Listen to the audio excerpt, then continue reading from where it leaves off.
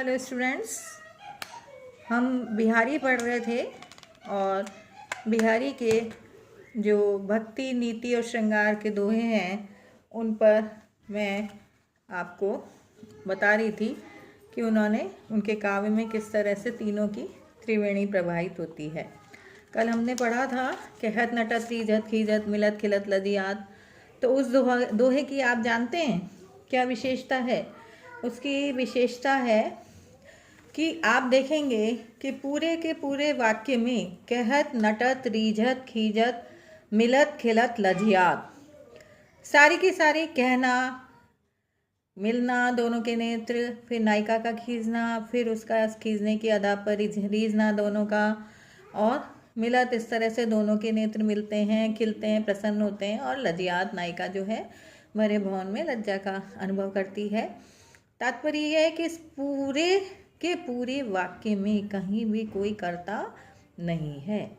इस दोहे की विशेषता है कि इसमें संपूर्ण क्रियाओं से ये मिलकर वाक्य बना है। इसमें कहीं भी आप ढूंढेंगे तो कोई कर्ता नहीं है। इसके बाद मैंने कल बताया था, जगत जनायो जिहि सकल सो हरि जानियो नाई। जिन आँखों ने, जिस ईश्वर ने हम सारे संसार से परिचित कराया, उस ईश्वर को हम नहीं समझ पाते हैं। और दृष्टांत देते हुए बिहारी ने बताया था कि ज्यों आँखें सब देखिए, जैसे आँखें सबको देखती हैं, आँखों का काम है देखना, सारा सकल पदार्थ, सकल नाना रूपात्मक जगत जो है वो आँखों के माध्यम से देखा जाता है। लेकिन यदि हम चाहें कि उन आँखों को खुद देख लें तो हम नहीं देख सकते। तो ये एक दृष्टांत के माध्यम से उन्होंने बताया था। अगला दोहा है, दीर्घ सांस न लेई दुख सुख साई न भूली। दई दई क्यों करत है दई दई सुख कबूली। दीर्घ सांस न लेई दुख, व्यक्ति की क्या आदत होती है कि जब उसके पास सुख होता है या जब वो आनंद के क्षण होते हैं तो वो ईश्वर को भूल जाता है, उसे ईश्वर याद नहीं आता। वो उन सुख के क्षणों में वो इतना मदमस्त हो जाता है, इतना आत्मविभोर हो जाता है, इतना अपने में लीन हो जाता है, इतना तल्लीन हो जाता है कि वो चाहकर भी ध्यान ही नहीं रहता उसको कि वो ईश्वर का ध्यान करे। तो जब वो कहते हैं कि सुख में ईश्वर को नहीं भूलना चाहिए। और इसी तरह से व्यक्ति क्या है, जब बहुत दुख आ जाता है, कोई विपत्ति के क्षण होते हैं, कोई कष्ट आता है, कोई उसमें विषम परिस्थितियों का सामना करना पड़ता है, तो क्या करता है, हे भगवान ऐसा क्यों हुआ, भगवान इस कष्ट से निवारण करो, इस दुख से दूर करो, इस दुख से मुक्ति दिलाओ। तो वो कहते हैं कि वस्तुतः सच्चा मानव वही है जो कि बड़े से बड़े दुख में भी विचलित नहीं होता। दीर्घ सांस न ले दुख में दीर्घ सांस नहीं लेनी, मतलब परेशान नहीं होना, विचलित नहीं होना, घबराना नहीं, परेशान नहीं होना, अपितु उन विषम परिस्थितियों का, उन दुखों का डटकर सामना करना चाहिए व्यक्ति मात्र को। और सुख साई न भूल, जैसे कि मनुष्य की आदत है कि वो सुख में ईश्वर को भूल जाता है। तो कहते हैं कि ना तो सुख में ईश्वर को विस्मृत करना चाहिए और ना ही दुख आने पर लंबी लंबी सांसें लेनी चाहिए। अर्थात ना तो सुख में और दुख में समरूप रहते हुए समान भाव से दोनों को ग्रहण करें। दुख आने पर न वो विचलित हो और न सुख में वो ईश्वर को भूले। दोनों में समान भाव से दोनों को अपने जीवन का अंग समझे, क्योंकि ये जीवन क्या है, दुखों का केंद्रीभूत रूप भी है। तो उसमें आने वाले सुख भी होते हैं, बीच बीच में सुख भी आएंगे। कभी जीवन में सुख और दुख क्या है, जीवन के दो किनारे हैं, आशा और निराशा, प्रकाश और अंधकार, प्रभात और संध्या। ये सब क्या है, दोनों साथ चलते हैं। यदि प्रभात नहीं होगा, संध्या नहीं होगी, तो प्रभात का रसास्वादन नहीं होगा। अंधकार नहीं आएगा तो हमें कैसे पता चलेगा कि ये प्रकाश है, अभी हुआ है, सुबह हुई है। रात्रि नहीं होगी तो सुबह का कैसे एहसास होगा। इसी तरह से निराशा नहीं होगी जीवन में तो आशा का पता नहीं लगेगा, दुख नहीं होंगे तो सुख नहीं होंगे। कहा भी है कि चक्रा एव परिवर्तन्ते दुखानी च सुखानी च। अर्थात जीवन में, जीवन रूपी चक्र में सुख के बाद दुख और दुख के बाद सुख आते रहते हैं। ये चक्र है, ये घूमता रहता है। इसलिए ना तो हम सुख में ऐसे मदहोश हो जाएं कि ईश्वर को भूल जाएं, अहम ब्रह्मास्मि समझने लगे, अपने को सर्वोपरि मानने लग जाएं, अपने आगे किसी को गिने नहीं, सबको तुच्छ और उपेक्षणीय समझें, नगण्य समझें। ऐसा भी नहीं होना चाहिए। तो दूसरी ओर ऐसा भी नहीं होना चाहिए कि यदि आप पर दुख आए तो आप दुख से घबरा जाएं, विचलित हो जाएं, लंबी लंबी सांसें लेने लग जाएं। तो वो कहते हैं दीर्घ सांस न लेई दुख सुख साई न भूली, दई दई क्यों करत है। व्यक्ति क्या है, हमेशा जो है उससे वो संतुष्ट नहीं होता। उसके पास अगर यदि संतोष रूपी धन आ जाए, कहते हैं ना कि जब आवे संतोष धन, गजधन वाजिधन गोधन सब धन धूर समान।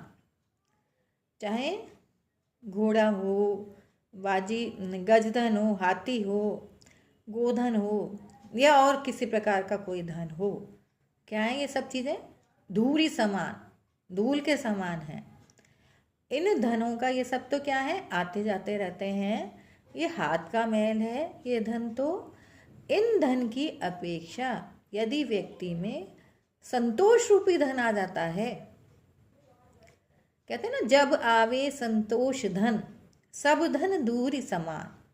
उसके आगे सारे के सारे जो ये ऐहिक धन है, अलौकिक जो धन है, जो कि सांसारिक धन है, ये क्या है, इनकी कोई महत्व नहीं है, क्योंकि ये आज हैं और कल नहीं है। इनके स्थान पर यदि संतोष रूपी धन आ जाता है व्यक्ति के पास, तो सब कुछ उसके लिए जो भी स्थिति है वो सब सहज स्वीकार्य हो जाती है। न वो दुख से विचलित होता है, न सुख में वो आह्लादित होता है, न अत्यधिक हर्षित होता है, न वो प्रसन्नचित्त होता है। समभाव से दोनों को स्वीकारता है, दोनों को अपना जीवन का अंग मानता है। तो बिहारी कहते हैं व्यक्ति क्या है, क्यों उसको कभी दुखों का सामना करना पड़ता है, क्यों कभी उसके जीवन में सुख आते हैं, या कभी जीवन किसी का दुखों से परिपूर्ण रहता है, दुखी दुख होते हैं, या हो सकता है कोई के जीवन में अत्यधिक सुख हो। तो ये सब ऐसा क्यों होता है, ये सब क्या है, हमारे कर्मों का फल है। हम जैसे कर्म करते हैं वैसा हमको भुगतना पड़ता है। ये गीता में भी कहा है ना कि कर्मण्येव अधिकारस्ते मा फलेषु कदाचन। अगर हम कर्म जैसे करेंगे, आज क्या हम सोचते नहीं है, हम किसी का दिल दुखा देते हैं और हमें पता नहीं लगता कि हमने इसका दिल दुखाया है। लेकिन हम जिसका दिल दुखा रहे हैं उसकी तो कहीं ना कहीं हमें आत्मा कुछ ना कुछ तो गाली दे रही होगी, कुछ ना कुछ तो हमें श्राप दे रही होगी कि इसने क्यों मेरे को परेशान किया, क्यों मेरा दिल दुखाया। तो ये जो कर्म हैं, व्यक्ति के कर्म क्या है, सदा उसके साथ रहते हैं। वो जैसा कर्म करेगा वो उसको सदा भोगना पड़ेगा। चाहे वो कहते हैं ना कि हम लोगों के एक आस्था है, हम ऐसा मानते हैं कि एक हमारे कर्मों के अनुरूप अच्छे कर्म करेंगे तो हमें स्वर्ग मिलेगा और बुरे कर्म करेंगे तो हमें नरक मिलेगा। लेकिन ये स्वर्ग और नरक तो हमने मान्यता ऐसी है हमारी, हम मानते हैं कि ऐसा होगा, लेकिन देखे किसने हैं, वस्तुतः इस संसार में ही मनुष्य अपने कर्मों के अनुरूप जैसे कर्म करता है नरक भोग लेता है और ऐसे ही स्वर्ग भोग लेता है। अगर उसने बुरे कर्म किए हैं तो उसको बड़ी बड़ी भीषण यंत्रणाएं जीवन में मिलती हैं, नार की यंत्रणाएं झेलता है वो। तो तात्पर्य ये है कि उसके कर्मों के अनुरूप यहीं पे उसको स्वर्ग और नरक देखने को मिल जाता है। इसलिए मनुष्य को अपने कर्मों का हमेशा ध्यान रखना चाहिए उसके कर्म ऐसे होने चाहिए, कर्म फल, कोई बुरे कर्म किए होंगे तभी व्यक्ति को कभी जीवन में आजीवन दुखी दुख देखने को मिले, या किसी ने बहुत अच्छे कर्म किए होंगे, किसी का दिल नहीं दुखाया होगा, जीवन में बहुत दान पुण्य आदि हर एक अच्छे काम किए होंगे, सत्कर्म किए होंगे, तो उसका जीवन जो है सुखों से परिपूर्ण है। तो कहते हैं अध्यात्म परक अर्थ निकल रहा है इसका कि व्यक्ति को कभी भी किसी का दिल नहीं दुखाना चाहिए, दुख में विचलित नहीं होना चाहिए, और सुख में कभी साईं को नहीं भूलना चाहिए, परमात्मा को विस्मृत नहीं करना चाहिए। और जो दिया है ईश्वर ने, दई दई क्यों करत है, ईश्वर से हमेशा और देने की प्रार्थना क्यों करता रहता है। तेरे पास जो है, जितना है उसमें संतोष कर, उसी में संतोष कर। दई दई सुकबूली, वीप्सा अलंकार, दई दई भावों पर जोर देने के लिए जब पुनरावृत्ति होती है तो कहते हैं कि जो दिया है उसको कबूल, उसको सहर्ष स्वीकार कर, उसमें संतोष रख। ऐसा नहीं कि तू हमेशा अतृप्त रहे, हमेशा ये कोसता रहे, हमेशा ये क्या सोचता रहे कि भगवान ने मेरी तो कभी सुनी ही नहीं, मुझे कभी कुछ मिला ही नहीं, मेरे जीवन से हमेशा असंतुष्ट रहे। ऐसे करने से कुछ भी नहीं मिलने वाला है। इसके बाद है बैठी रही अति सघन वन, पैठी सदन तन माह, देखी दोपहरी जेठ की, छाहूं चाहत छां। छाया भी छाया चाह रही है। सोचिए आप, देखिए भावों का कितना सुंदर संयोजन है, कितना सुंदर कलात्मक वर्णन है। वो कहते हैं कि गर्मी इतनी भयंकर है, इतना भीषण तप्त दोपहरी है कि स्वयं छाया भी छाया की तलाश में घूम रही है। छाहूं चाहत छां, हमारे व्यक्ति तो छाया की तलाश में है ही। ज्येष्ठ की भीषण तपती दोपहरी में व्यक्ति तो चाहता ही है। बैठी रही अति सघन वन, पैठी सदन तन मां, घर तन रूपी घर में बैठी हुई है।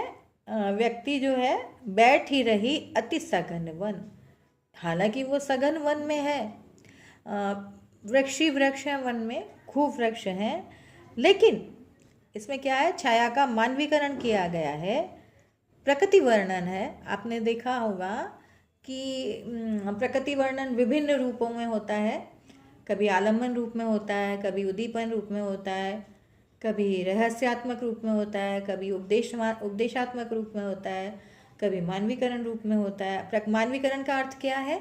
यदि मैं कह रही हूँ कि यहाँ छाया का मानवीकरण किया गया है, अर्थात छाया क्या है, वस्तुतः जड़ है, उसमें प्राण है नहीं है, लेकिन जड़ सत्ता में जब चेतन सत्ता का आरोप किया जाता है तो वहाँ पर क्या होता है, छाया का वहाँ पर मानवीकरण हो जाता है। मतलब वैसे तो क्या है, छाया स्त्री का रूप दे दिया छाया को, वस्तुतः वैसे छाया क्या है, जड़ चीज़ है, लेकिन जड़ सत्ता में चेतन सत्ता का आरोप किया। कह रहे हैं कवि कि दोपहरी में, ज्येष्ठ की तपती दोपहरी में स्वयं छाया भी जो है छाया की तलाश में इधर उधर भटक रही है, इधर उधर घूम रही है। वो चाहती है कि मुझे भी कहीं और ठंडक, शीतलता, इतनी ज़्यादा दुखी हो गई है वो कि आप देखिए कितनी भयंकर गर्मी है, कितनी भीषण तपती दोपहरी है कि स्वयं छाया भी छाया की तलाश में इधर उधर भटक रही है।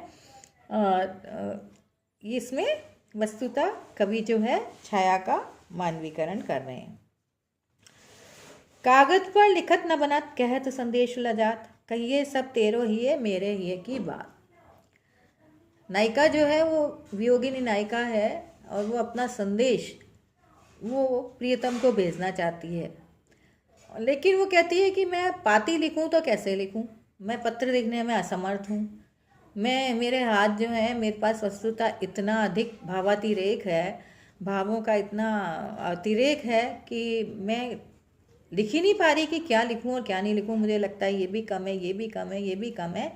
तो वो कहते हैं कागज पर लिखत ना बनत, कागज़ पर तो लिखते नहीं बनता, क्या लिखूं क्या नहीं लिखूं समझ में ही नहीं आता।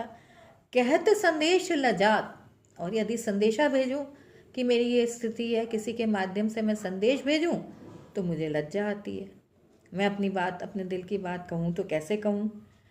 बस इतनी बात जरूर कह देती हूँ तुझको, इस बात से समझ ले बात कि कहिए सब तेरा ही मेरे ही की बात। अर्थात तू ये बात समझ ले कि तेरा हृदय भी वही बात कह रहा होगा जो मेरा हृदय कहना चाह रहा है। अर्थात जैसे मैं तेरे वियोग में दुखी हूँ, निश्चित रूप से तू भी मेरे वियोग में उसी तरह से दुखी होगा। तू भी, तेरे को भी वो विरह उसी तरह सता रहा होगा जैसे कि मुझे सता रहा है। ये वियोगाग्नि वस्तुतः एक तरफ नहीं, दोनों तरफ लगी हुई है। और मेरे को कागज़ पर अपनी सहना वियोग की अवस्था को लिखते नहीं बन रहा है, और यदि मैं किसी के माध्यम से कहने चाहूँ, संदेशों के माध्यम से, तो वो मैं कहने में मुझे लज्जा आती है। मैं तो सिर्फ इतनी सी बात जरूर कह सकती हूँ कि जो तेरा हृदय है वस्तुतः मेरे हृदय की बात को समझ सकता होगा। जिस तरह से मैं तेरे वियोग में दुखी हूँ, वैसे ही ऐसी आशा करती हूँ कि तू भी मेरे अभाव में, मेरे वियोग में उसी प्रकार दुखी होगा जैसे कि मैं दुखी हूँ। तो मेरी अवस्था को तू बहुत अच्छे से समझ सकता होगा, ऐसा मेरा अनुमान है। जिस तरह से मैं तेरे वियोग में दुखी हूँ, निश्चित रूप से तू भी उसी प्रकार से वियोग में मेरे दुखी होगा। अर्थात प्रेम क्या है, वस्तुतः एक तरफा नहीं होता, प्रेम दोनों तरफ होता है। जब प्रेम दोनों तरफ होगा तो प्रेम में जब वियोग के क्षण होंगे तो दोनों ही उसको महसूस करेंगे, दोनों उसको अनुभव करेंगे, दोनों उनका अनुभूति भी सम तरह की होगी, बराबर होगी, समान होगी। ऐसा नहीं है कि केवल एक के हृदय में वियोग की अनुभूति होगी, दोनों ही उसको महसूस करेंगे। ठीक है, अगली क्लास में हम फिर पढ़ते हैं।